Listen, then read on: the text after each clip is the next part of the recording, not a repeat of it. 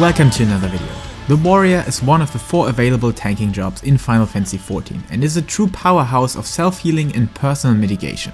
However, fans of short but intense cooldown phases will love this job as well, and while the default combos might fall short in comparison, your Fel Cleaves, Inner Chaoses and Primal Rends will definitely make up for that, and deliver a very straightforward learning curve, a simple battle system with clear highlights, and just an overall solid tanking experience, with all you need for standing your ground in the presence of your enemies.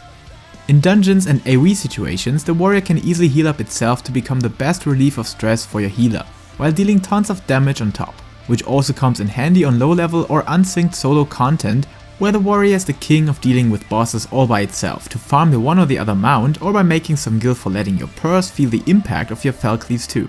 Even in Crystalline Conflict PvP, this job is a top-notch all-rounder and can easily be the deciding factor between loss and victory, as you're nearly the strongest job in 1v1 combat, and if played out well, dying is a rare occasion, and flag progression while conquering ground is something you can single-handedly achieve. When it comes to Warrior equipment, you should always aim for the highest possible item levels, especially for your weapon and main armor, so the chest piece and legs, and even helm, hands and boots. Only if item levels are equal, choose those pieces with critical hit and determination on them over the others, and make sure to melt critical hit first and foremost, followed by direct hit. Skill speed and tenacity can mostly be avoided, as the former is not that relevant anymore due to your cooldown phases being designed around stacks instead of strict time windows. The latter, tenacity on the other hand, does increase your mitigation power slightly, but not enough that favoring it over other stats is worth it, because using cooldowns properly and in the right situation is much more important. Alright, let's come to the Warrior's battle system, so check out the tooltips shown here so that you know where your level allows access to these skills. Starting with your standard combo, you want to activate your 10% damage buff Surging Tempest by using your Storm's Eye after using Heavy Swing followed by Maim. Whenever that buff is going to wear off, use that path again or apply it a second time, as it stacks up to a maximum of 60 seconds.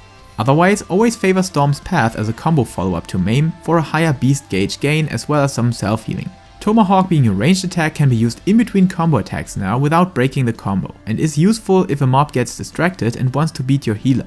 Tomahawk can help here, but I also use Provoke from time to time in those situations.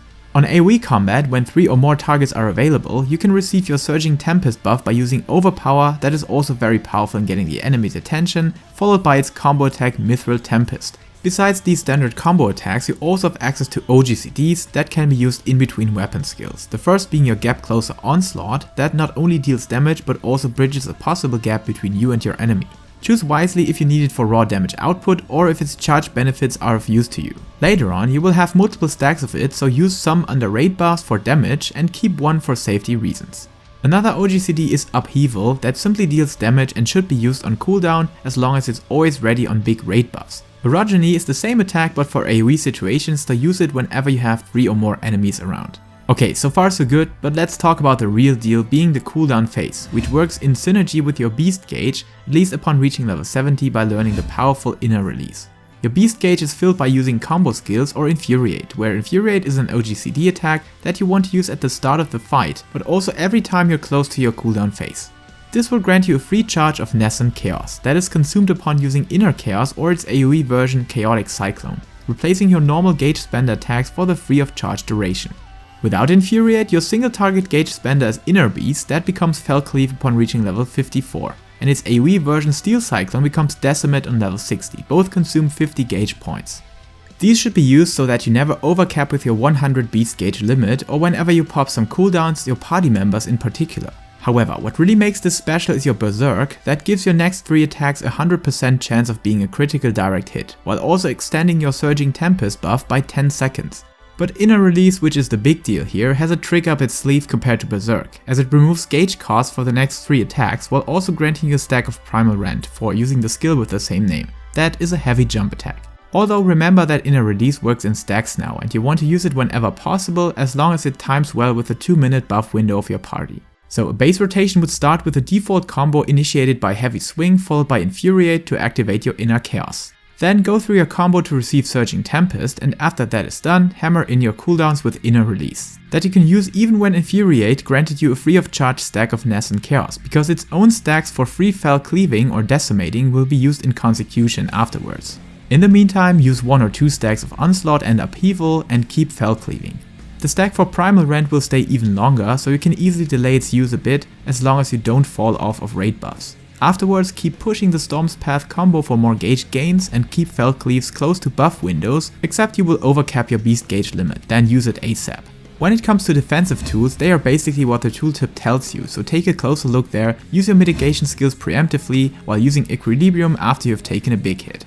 Note that Shake It Off is a very powerful group mitigation and its absorption shield strength can be increased by sacrificing other defensive skills.